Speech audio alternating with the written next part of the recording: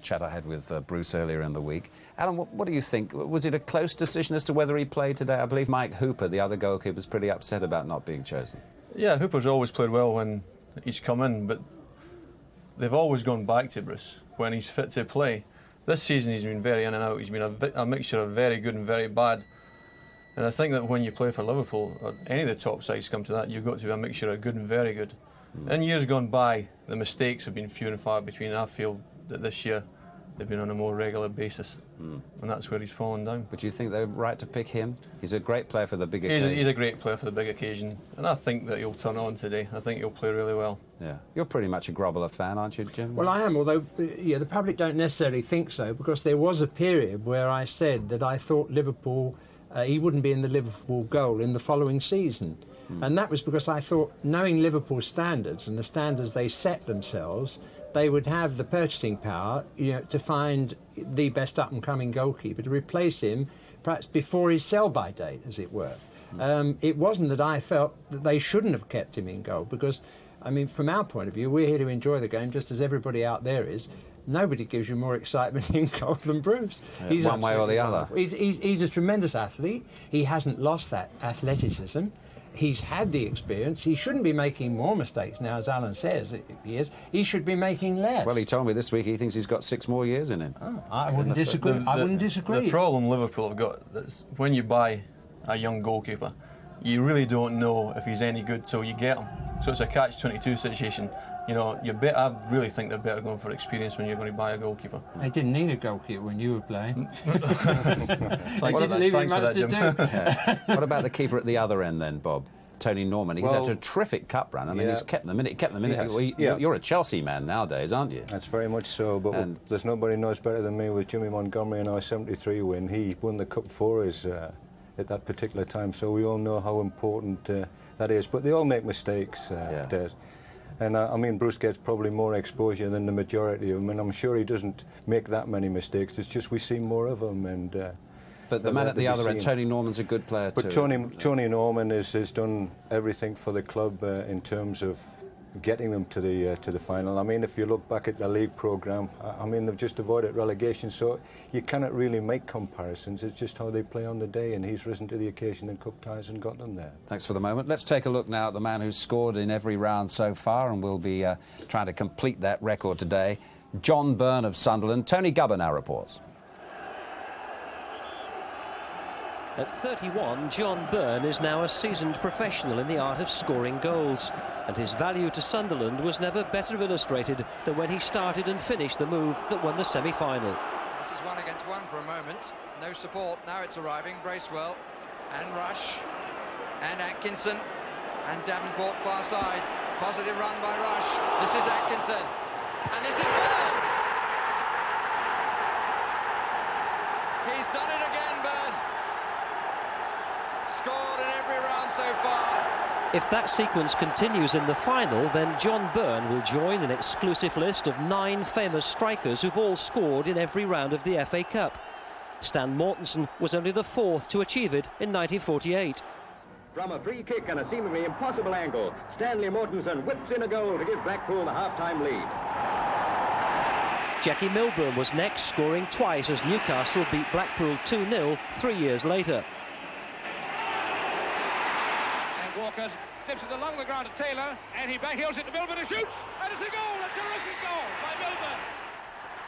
Blackpool were again involved in 1953, and although history remembers this as the Matthews final, it was Nat Lofthouse's goal for the losers Bolton that added his name to that illustrious list. Bolton attacking, the ball comes into centre forward Lofthouse, who shoots from long range and beats far. 1-0 to Bolton. Colour had arrived when Jeff Astle won the Cup for West Brom against Everton in 1968. Albion piling the pressure on Everton now. This is Astle. Astle!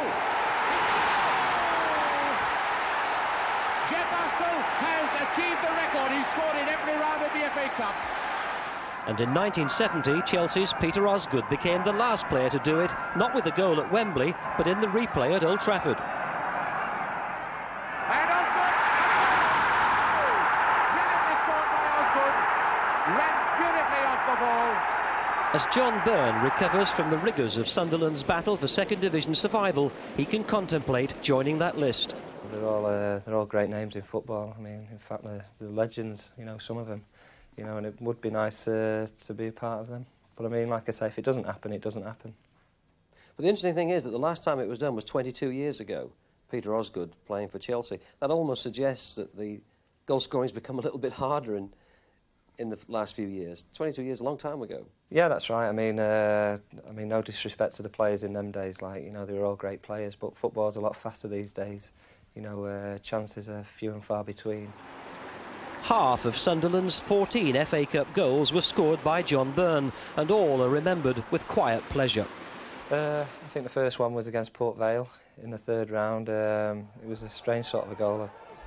Somebody crossed it from the right and I've challenged the defender for the goal, and we've both fell on the floor. And I just saw the ball there, and I was lay on the floor and I've managed to scoop it into the net. You know, it was a bit surprising that it went in, actually. The second one down at Oxford was a tap-in, but it wasn't one of the easiest tap-ins in the world because it seemed to take about an hour to come down because it was spinning as well. So I was pleased when I saw that one going. The one after that was probably the strangest against West Ham in the first game at Roker Park. Peter Davenport put over a great cross. I managed to get a header, and I thought Julian Dixon handballed it, and I managed just to get a toe. I really didn't know much about it, to be fair. You know, it just squeezed in. The two after that at Upton Park, Ray Atterville, I couldn't believe it when he tried to pass it back to the keeper, and his defenders weren't watching, and I managed to get on the end of it and squeeze it past Tony Parks.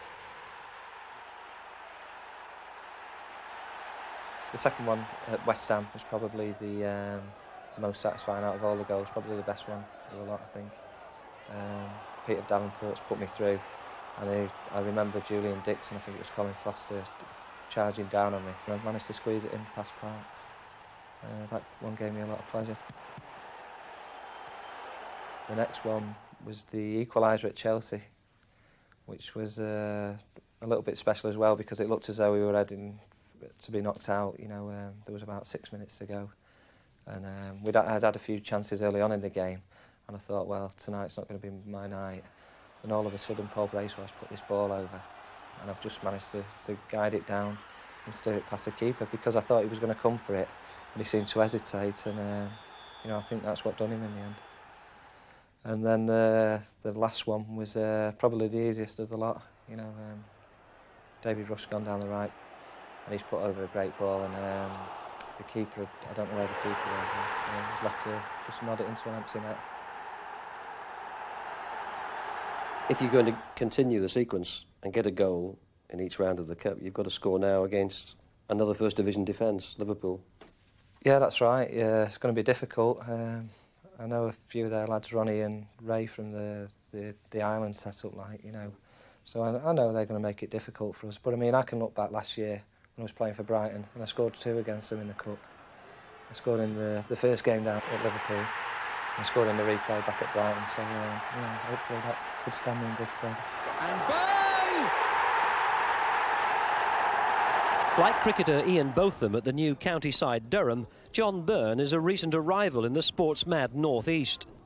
It was the then Sunderland manager Dennis Smith who bought him for £225,000 from Brighton only last October. Smith was subsequently sacked, Byrne stayed, Sunderland reached the cup final, Malcolm Crosby got the manager's job, and the last piece of this typical football fairy tale now waits to unfold at Wembley. Now, come on, be honest. It's the cup final. You've got the ball. There's a half chance of a goal, but somebody's standing in a better position. What do you do? Honestly, I'd give it him. As long as it wasn't Anton Rogan. He's a joker, but he's a good lad. But what do you make of him? He must be one of the best buys this season, perhaps any season. Yes, he's done very well, Des. I've been very impressed with him, what I've seen him in the cup ties. He has the ability to hold the ball up till help arrives, and if they get into wide situation and get balls into the box, he's one of them predators that know where to go. Is the sort of player you'd have wrapped up, Alan, if you were playing against him today? Like Bob said, he's good when he gets the ball onto his feet, but he's also a good goal scorer in as much you can tap them in, or you can go past 2 or 3 men and put them in. In actual fact, if he had adequate pace, he would have been an extra special player. Mm-hmm. You just can't run away from people. That would say that's his only failing. Yeah. But he'll score goals anywhere. Yeah, and he's not a man who scores goals in the air very much either, I think. But well, he scored the one against Norwich, but it was about 2 feet off the deck, wasn't it? There's a lot of people around here would have got that. Well, Jimmy would have scored that one. So he tells me. I might have. Yeah. Yes, I mustn't bring up the fact that I scored in every round of the Cup, because that's quite ridiculous on a day like this, and I know you'll fall asleep. What I was going to say, that I spoke to Tony Ian, because he was at Queen's Park Rangers before he went to Le Havre. And there he was renowned as a player, as Bob says, who can hold the ball up well and good to play with. But I think if they faulted him on anything, it was that he didn't get in the end of the movements to score enough goals. He didn't fulfil his goal-scoring capability. Of course, he was at Brighton and loved it, and they had to sell him because the bank manager made them. There we are. That's what happens. Well, got Sunderland to the Cup. Providing your refreshments down there that keeps the club poor. Mustn't tell people things like that. No. Let's meet the teams, shall we? Well, before that, let's meet the Duke and Duchess of Kent, because they have arrived and they're in their place. And we will see a close-up of them very shortly. And the Duchess of Kent will be presenting, that's Graham Kelly just moving, the Duchess will be presenting the Cup here today, a task that she's done before.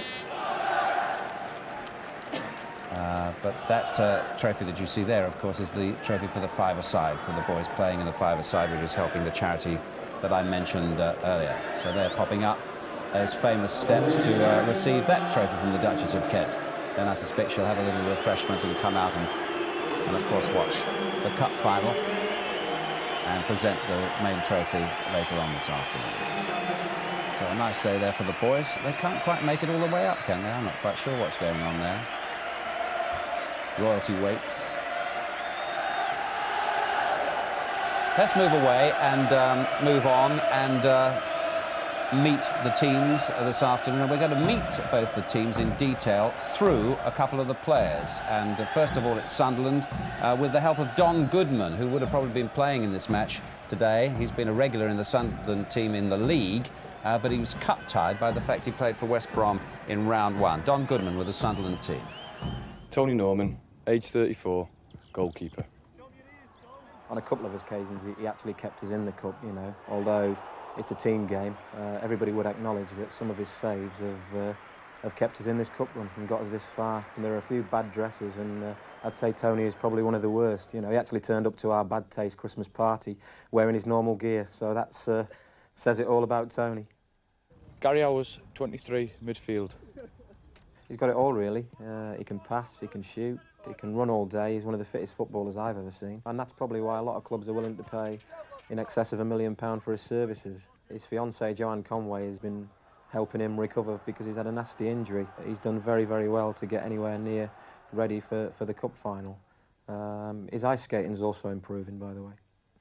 Anton Rugen, age 26, left back. I think he's won 3 cup winners' medals with Celtic already, so it's nothing new to him this type of occasion.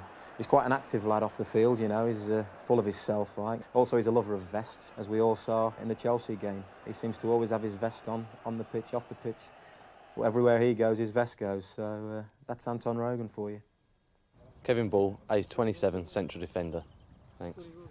He's a very, very tough tackler, and I can vouch for that. I've still got a bruise on the end of my toe from one of his tackles that he made about 2 months ago. And he's the same in training as he is in the games. His tackling is his strong point, and he's very, very committed. He's had a few disciplinary problems as Bawley. I think this season he's got more points than what we have.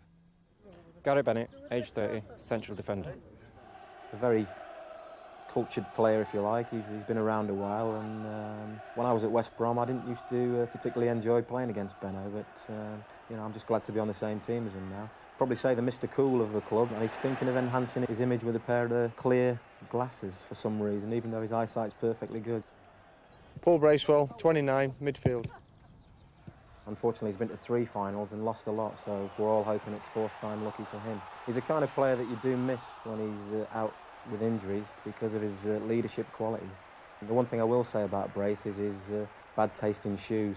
If you put a pair of Brace's shoes with one of Tony Norman's outfits, you'd probably have a perfect match. Brian Atkinson, age 21, midfield. Since Malcolm Crosby took over, he's installed Acco on quite a permanent basis, so He's done ever so well. He's an England under-21 international, and I can only see him going from strength to strength. Very quiet lad as well off the pitch. I think the only way you ever get to talk to him is when his batteries on his Nintendo game have run out. Gordon Armstrong, 24, midfield. I think everybody's seen for themselves his aerial ability is literally second to none. He's great in the air, and it was some goal he scored against Chelsea. Off the pitch, he's a good golfer. He claims to be the best at the club, although I think he secretly fears Anton Rogan and his magic 7-iron. David Rush, age 20, striker. David Rush started his career off as a centre-forward, but recently he's got the skill and ability to play wide on the right, so that's where he's been playing in the FA Cup. Because of his sort of versatility, he often ends up playing back down the middle, and as we saw at West Ham, that's where he caused the damage when he was moved back into the middle. His nickname at the club is Trigger, after the character out of Only Fools and Horses. I'll say no more on the subject. Peter Davenport, age 31, striker. Lots of experience with Man United, Nottingham Forest. He's played in Europe, lots of big games under his belt, so this is another one for him to add to his collection. Very skillful lad, holds the ball up well, brings others into play. He's often criticised for being too unselfish, but I think he's getting out of that habit now and scoring a couple of goals. We call him Mr. Bean. He looks a little bit like the character, but he's far, far too intelligent to be a professional footballer, I would say. John Byrne, age 31, centre-forward. Sunderland's cup success this season has obviously owed a lot to John Byrne and the goals he's scored, although he'd be the first to admit that it has been a team effort, you know. Bernie, he's got great skill, holds the ball up superbly well, and defenders, I think they're a bit frightened of him before they actually go out. He's our answer to Robert Redford, really. Thinks he's cool, and he's always on about his naturally dyed blonde hair. Claims it's natural anyway. Good way of seeing the teams. That's how they line up this afternoon, Sunderland. And this is how they'll form up. Something like this, anyway. Now, Bob Stokeo, what do you think is the key element of all that today? I mean, the midfield have got an important job on, obviously. The midfield's the key. Rush, Atkinson, Armstrong, controlled by Bracewell, will make it extremely difficult for the Liverpool midfield. What I'm interested to see, Des, is he's had to make a change at right full-back, unfortunately, because John Kay's dropped out with injury. And he's decided to move Rogan back from central defender to left full-back, where he's done extremely well for them. So he's lost a little bit of his left-sidedness. He had a natural left-sided central defender, natural left-sided left full-back in Hardiman. So he's lost that today. So it'll be just interesting how the two central defenders handle Rush. I think that's a crucial point, isn't it, Alan Hansen? The Ball and Bennett are going to have quite a task with the speed of Saunders and Rush. That's right. I mean, but they've got to get the service, and as Bob was saying, it'll be critical in the middle of the park. Jan Molby, for me, will be the key to the game. He showed in '86 that if you give him time and space to play, he'll murder the opposition. And because of the size of this pitch and the quality of the pitch, that if you have a bit of time and space, sooner or later, you're going to get people in. And Rush, in the last 2 or 3 games, he started to look quite sharp. And if he gets the service, then you know what he can do here. Because the point is, Jimmy, for all those young players in the Sunderland team, mostly in midfield, with the exception of Bracewell, it's whether they freeze, I suppose, is the phrase on the day. Yes, they used to say in the old days that players have got good motors. Well, yeah, good motor there, he can run forever. Keep going. And those 3 young players seem to me very powerful athletes. That's it. I'm not saying they can't play football, they have footballing ability as well. Sure. But like Colin Bell in his day, they can get all over the field without it apparently causing him any problems. And if they can do that today on that pitch, which is a little bit wet on the heavy side, and if nerves don't take their toll, I think that's their best chance, really, of stopping Liverpool, not enabling Rushy to get the half-yard he needs, and then coming through and winning the game in the end. But if the kids aren't as free-running as they normally are, then I think Liverpool will win the match. Remember, there's a rush on either team. And now let's take a check on the Liverpool team through the eyes of Jan Molby, who, of course, is playing today. Bruce Grobbelaar, 35, goalkeeper. Just about the best goalkeeper in the league, but he does tend to give you nightmares now and again because he does come for balls where he shouldn't be coming. But I think at the end of the season, you wouldn't swap him for anyone. And on top of that, he's very valuable off the pitch, where we call him the hound dog. He's a bit of a joker. There's always something going on. He can never sit down and be quiet. So for the team spirit, he's good. He's very good. Rob Jones, 20, defender. The way he's played in the first win has been exceptional.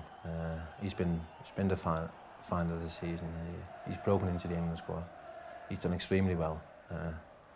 If you have to fault him, the only thing you can fault him about is off the pitch, where his nickname is Trigger, the character from Only Fools and Horses, and I think the viewers can guess why he's called that, because he's not always switched on. It's David Burrows. I'm 23, defence. Again, a very capable player in the England squad, which is very well deserved. He is a good player, but there's always another side to Dave Burrows, and that's off the pitch, where he is. I know it's not very nice to say he's daft, but he's not always switched on, and his nickname is Bart Simpson, because he looks very much like him. Mark Wright, 28, defender. What he's added to the Liverpool team is what we probably hasn't had for many years, is somebody